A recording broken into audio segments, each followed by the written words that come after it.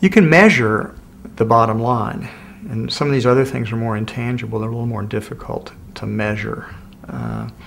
One of the challenges that we have in the 21st century is to develop more complex and more complete accounting measurements for a lot of these other stakeholders, so that you can see the type of value you're creating for your customers that can be measured.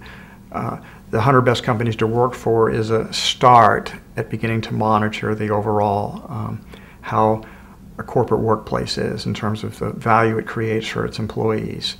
The relationship with suppliers is one that most people haven't thought through very carefully, and there has been kind of an attitude of buyer beware, and you're negotiating to try to maximize your value, and they're looking out for their interest.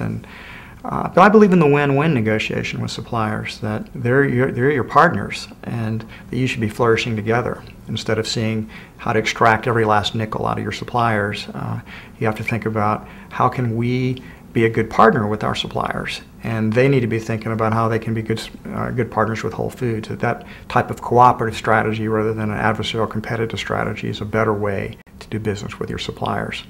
So in general, the idea being that you think about each of these stakeholders in such a way that you recognize their interdependence and that there are synergies. If you look for trade-offs, you'll find them.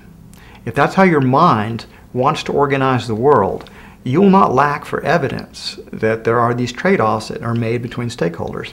But I submit, once you take the conscious business mindset on and you begin to think in terms of the interdependencies and you look for the synergies, you actually will find them, or you will create them. You will discover them. Because the mind, I believe, has a sort of limitless creativity to it. And once you give it permission and put it in the direction of looking for these win-win-win strategies so that all the stakeholders are simultaneously benefiting, you won't have any trouble finding them. They crop up every single day.